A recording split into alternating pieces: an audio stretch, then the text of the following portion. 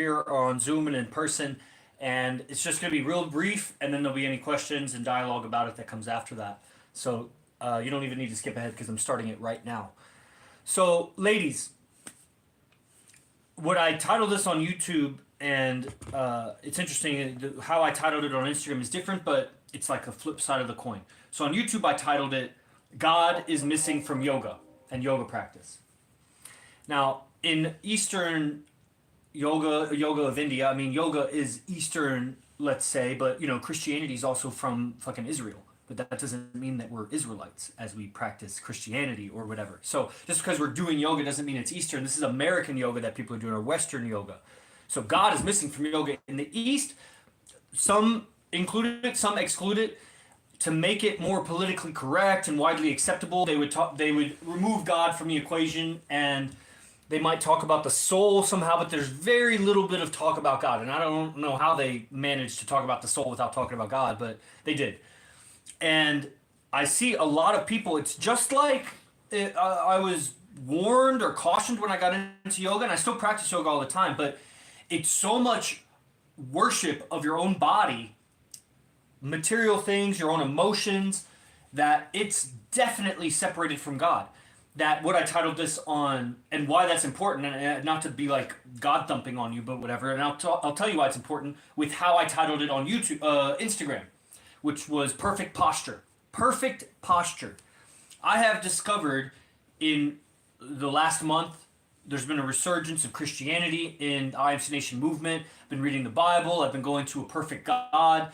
And whatever you want to call that, I know that's like, it's funny how that's like a taboo thing to say, and I know it is, because from the other side of the coin, when I was not into the Christian God, that anytime somebody brought up Christianity or Jesus or the Christian God, and it didn't make sense immediately to my scientific mind, I thought that they were fooled, or they were somehow trying to make me a fool. It put me off so much, and it puts a lot of people off because of what has happened in the culture and whatever.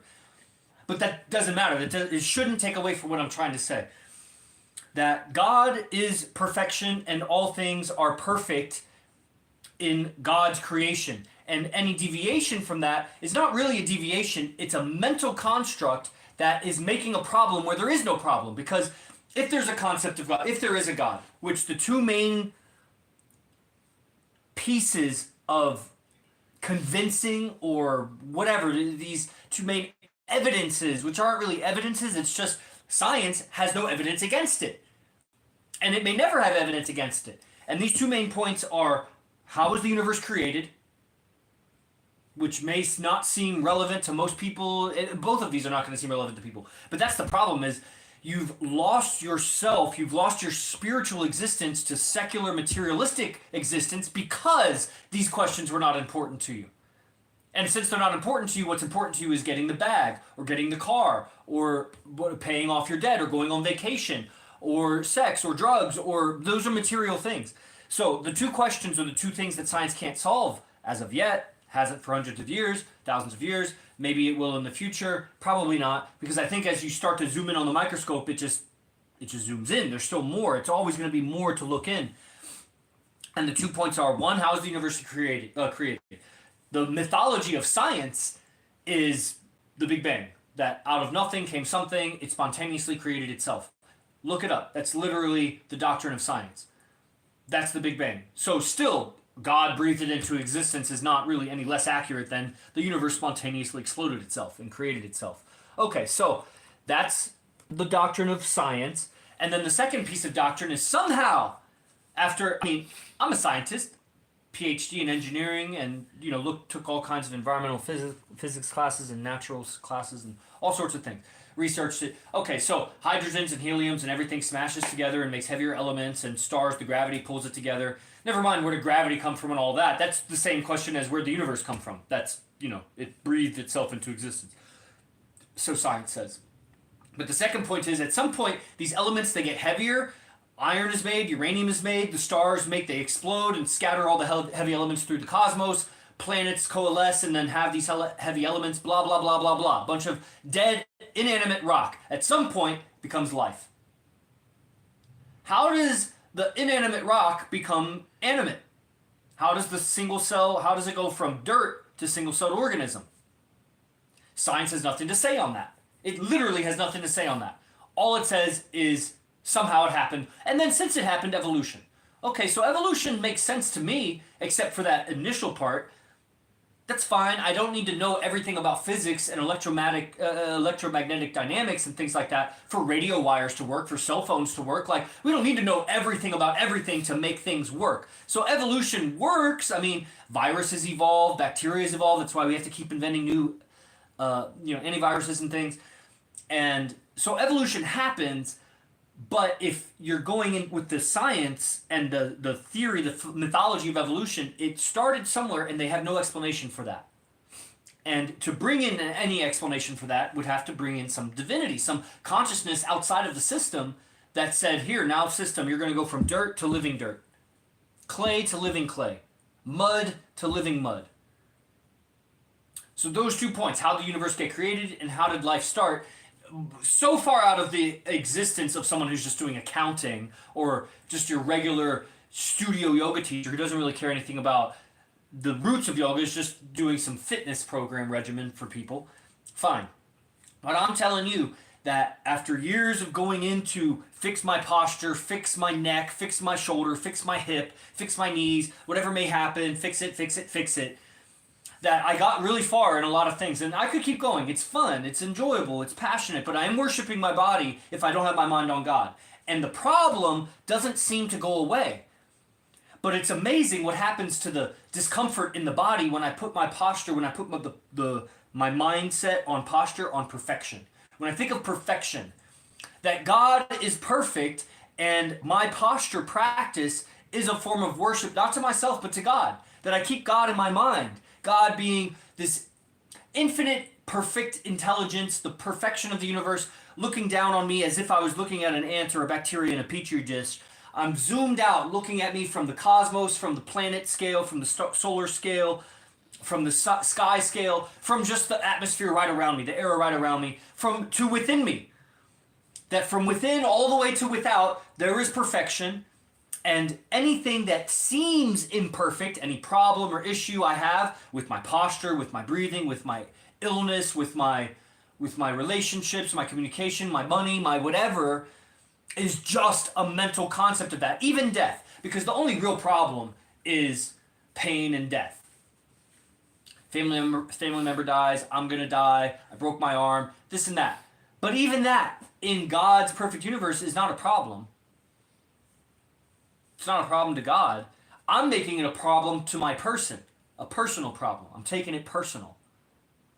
And that's Satan. I have a difference. And now this language will turn a lot of people off with yoga, and this is not the language I have historically used, and I probably won't use it for much longer. But it puts your mind on truth. It's not wrong. It would just be like saying, if I spoke in another language, is that not truth? No, it's just another language. You define your terms. If I go back to some ancient culture or some bush culture from Africa or Australia or something like that, and they're explaining their understanding of things, they can use different... Have you ever heard like a young child explain something that's kind of complicated, and they use...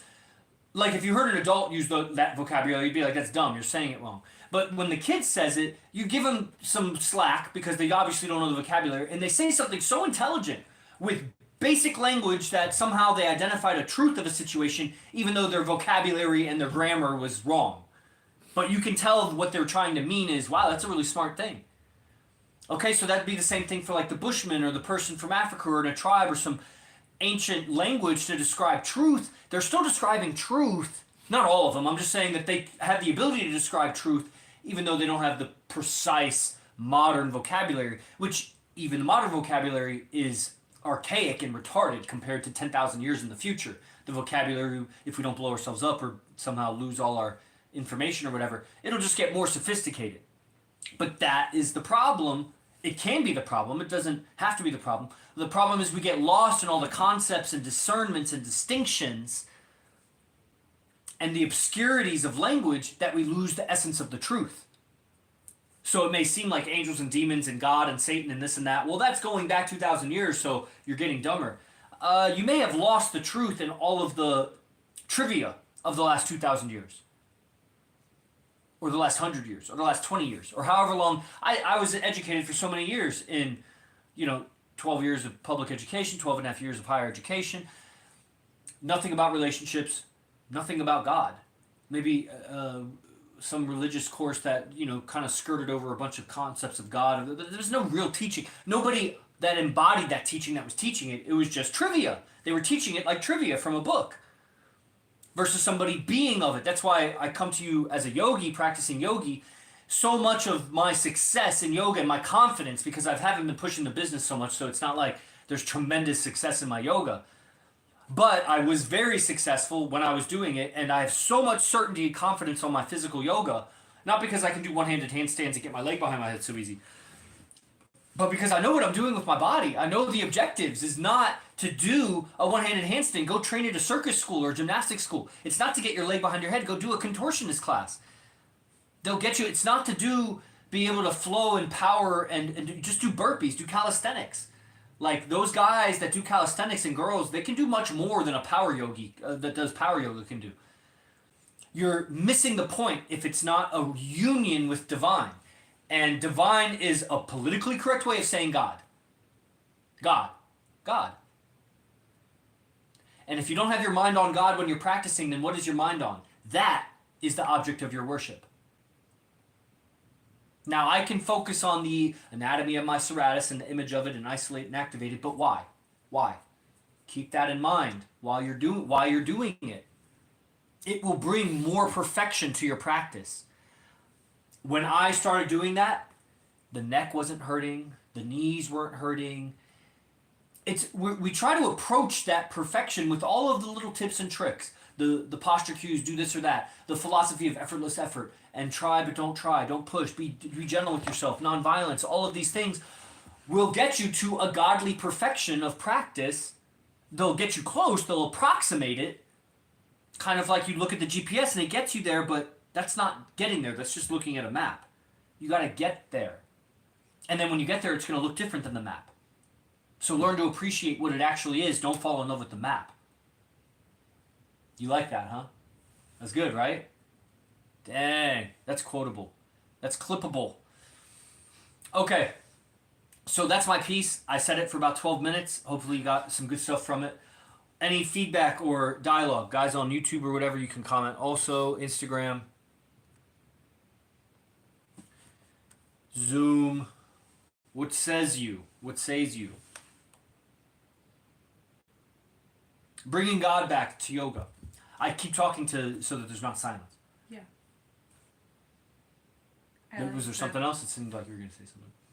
Well, not much. I just like the part about not worshiping your body, but worshiping your God in your practice, and that really speaks to me. And then when you said that when you are worshiping God and focusing on that perfection, that all the posture will just align naturally and the body heals, and that's very deep. Yeah, that's totally deeper than even the quantum level. It's the essence of the universe. Your mind is so refined. Like, let's say a computer can only measure so many digits apart. Like, it has to go to so many decimal places.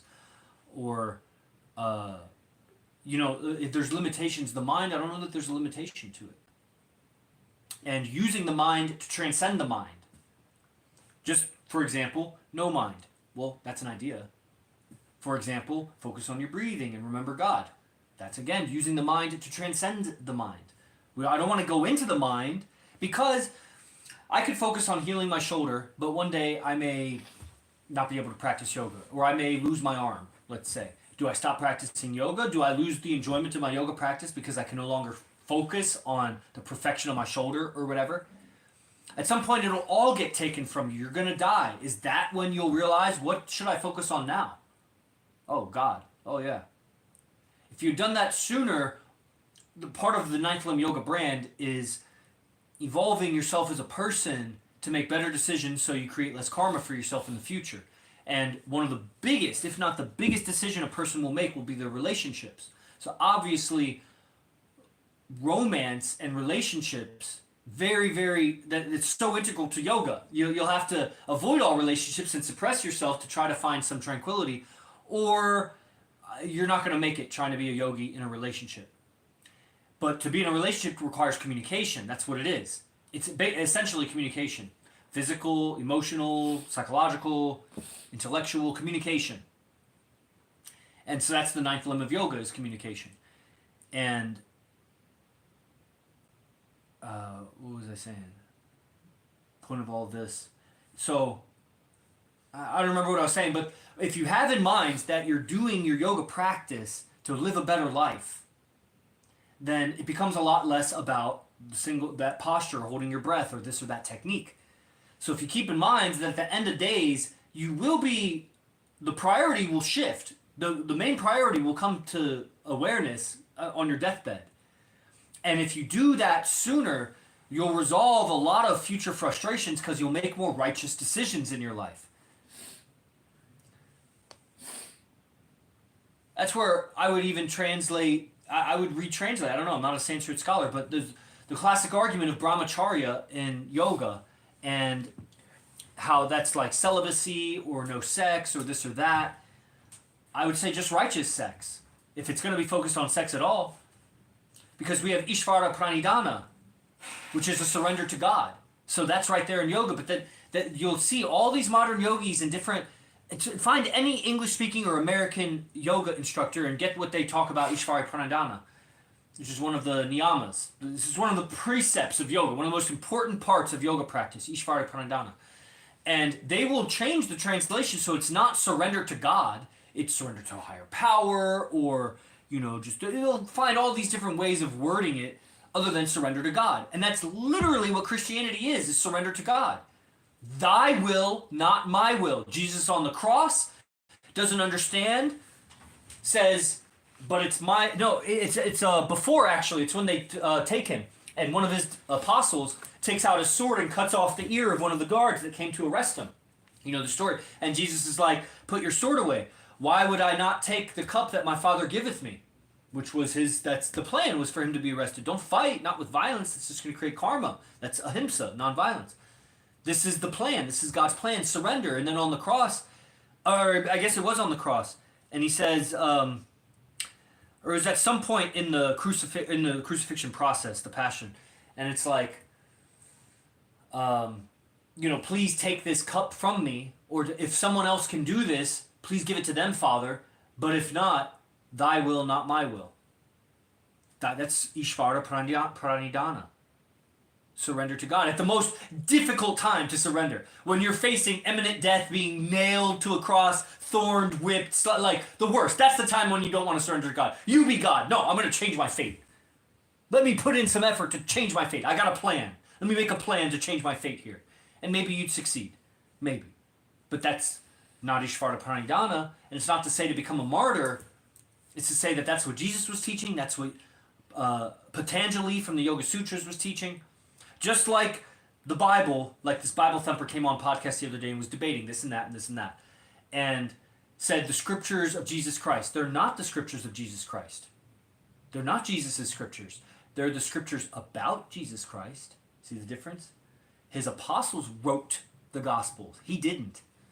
And Patanjali did not write the Yoga Sutras. His disciples did. Kritanjali and fucking whatever. The four different... All four books are written by different people. Just like the four Gospels.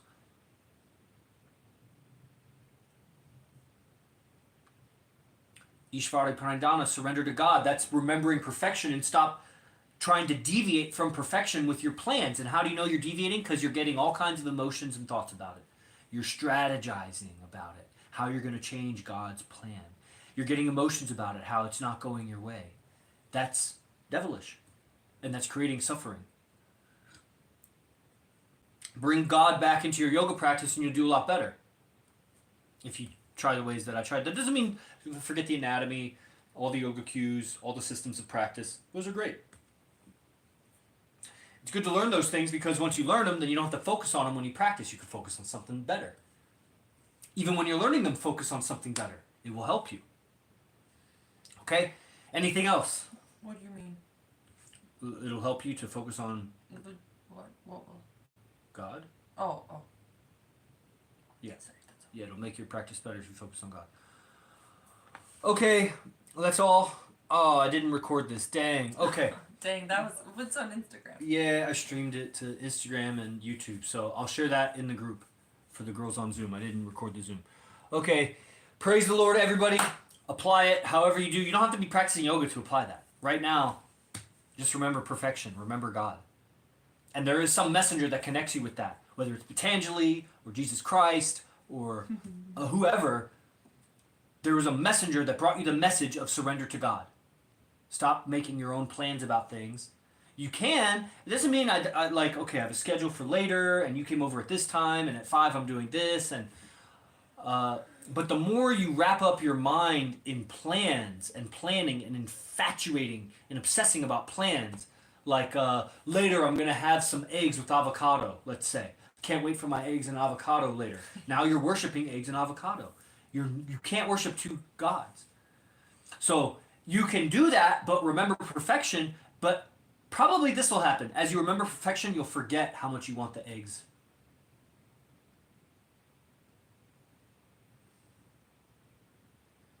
And so that's what happens. Just because you do that doesn't mean you're going to forget to eat later. Just because you remember God doesn't mean you're going to forget your yoga practice. Remember God while you're practicing. Remember God when you go to sleep. Remember God when you're showering. And it's like, oh, it's too much effort. Well, you've made a habit of neglecting God, as if there was such a thing. You've made a habit of worshiping your own mental thoughts and your own physical emotions. Worshiping them. Worshiping them. You've made a habit of it. It makes sense it might take a little effort to stop doing that. But when the glory and the contentment and the peace of heart, when I experience the peace in my yoga practice from not just not trying so hard. Remember when I used to say that? No, don't try so hard. Try less hard. When I just remember perfection, I naturally try less hard. I don't have to tell myself to try less hard. But it's even better than trying less hard. Because trying less hard was approximating the solution. It was the GPS getting me close. The actual solution was remember perfection, God. Okay, I hope that's helpful for everybody. Praise the Lord. See you next time. Jai Gurudev.